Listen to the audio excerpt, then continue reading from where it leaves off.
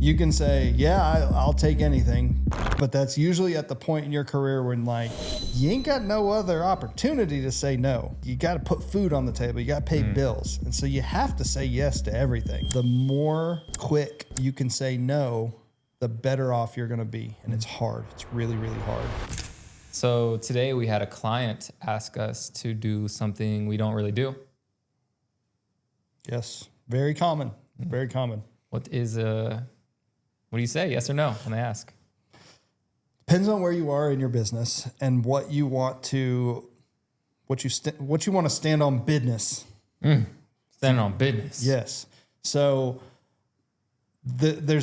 you can say, yeah, I'll take anything, but that's usually at the point in your career when like you ain't got no other opportunity to say no because you got to put food on the table. You got to pay bills. And so you have to say yes to everything. So this advice would not be for someone who's at that point. This is not for that. But at the same time, you can start off this way and you can set your standards from the beginning. Now, it's hard. This one's real hard because you're scrapping for money. But a little further in your career, the more quick you can say no, the better off you're going to be. And it's hard. It's really, really hard. I said yes to a lot of things I shouldn't have said yes to throughout my career. But the faster you can say no, the better you're going to be. And so kind of getting back to that initial question of like, what do you say? I say no, and here's why. If we start doing all these other things outside of our scope, one, it's called scope creep. So they're just going to continue asking. It's like if you give the mouse a cookie, they're going to keep taking as much as they can get, and they might not even realize it. And this client of ours does not realize it. Yeah. They're the sweetest people in the world. But they don't realize that there's hours that would go into all of this stuff. And it seems real simple and easy. Like, you could just do this. It's so easy for you because for you, it would take an hour. For me, it might take 5 and I won't do it as well as you. That's fine. But I'm not doing that because that's not part of our business. And it's not part of our business because we can't create a systemized approach that we then approve efficiency over time. Yeah, and that's what I wanted to ask you about. One of the first things I noticed upon starting to work with you was that you work efficiently and you're not always putting out fires. You are always putting out, but that's kind of the nature of your role. We don't here. have that many fires to put out. Yeah, but you've heavily minimized compared to someone else who's probably doing the same business, the frequency and the level of the fires. So, I just want to ask you about systemizing your business to have a more efficient. Yeah, no, I think for me, it's kind of like the productizing of your service. So if you're a service-based business, you solve problems. So everyone has a lot of different problems. We could do everything in marketing. We can do everything. Like, I can build a website. I can do an email campaign. I can run Google ads. I can run Facebook ads. I can create videos. I can do social media management. There's more. Like, that's just the things off the top of my head. We can do all of that, but I don't, because I'm not a full-scale agency and I don't want to be. So what do? We keep it really tight. We say we live in the content marketing world. We develop topics, we create the content on those topics, and then we distribute them on XYZ platform that you're paying for. That's it. Could I take that video that we created and turn it into a blog post and do this and that to it and send an email? And yes, I know how to do that, but you're not paying me to do it. And so I could say yes to this client and try to charge them more or just be nice, but I don't have the time. And if I do it once, they're going to ask again and again and again.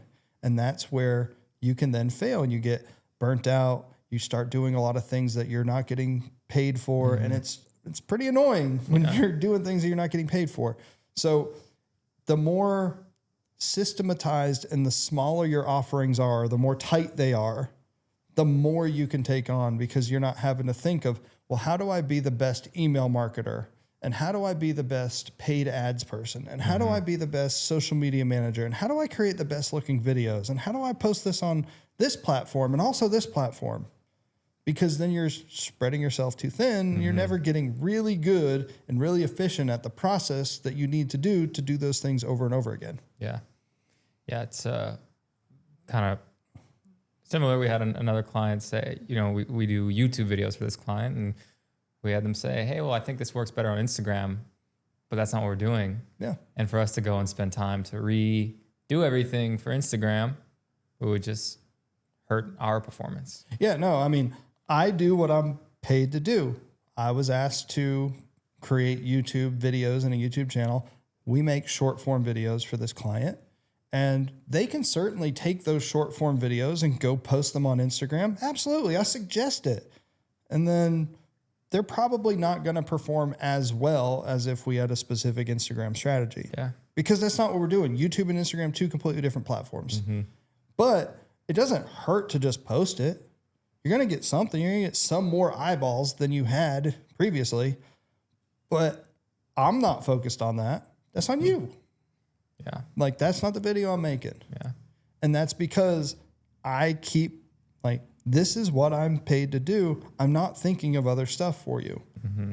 If you want an Instagram strategy, we kill the YouTube strategy and we go do what would work on Instagram, because it's not exactly what we're currently doing. Yeah.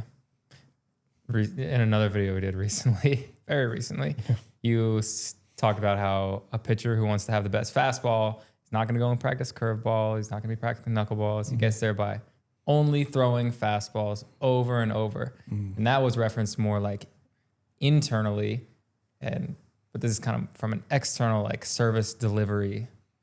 Same principle. Yeah, no, I've used this. I was bad at this. I was very bad at this earlier in my just business career and life and all that. And I had to figure out, well, why am I limited? Why do I feel like I'm working so much and I'm not making that much money? Why do I feel like I can never deliver the results that I know I'm capable of on certain platforms? I was spreading myself too thin. I was either spreading myself too thin on saying yes to too many things because I could do it, but I wasn't an expert in it. And then I never could focus my training and my learning and my education on that. And so for us and how we can run a really successful agency, we keep it tight. Like, we keep things really, really tight. Also, we're in North Carolina. This is, what's today? February 19th. It's a blizzard outside, people. It's snowing. We got legit snow. It's nice. So, welcome to Snowmageddon 2020. This is like This is like our third snow this year. This is very rare in North Carolina. Yeah, it's going sideways. Yeah. You might have to stay at my house tonight. You might have to stay here tonight in the podcast studio. He doesn't know I already do that. Nobody tell him.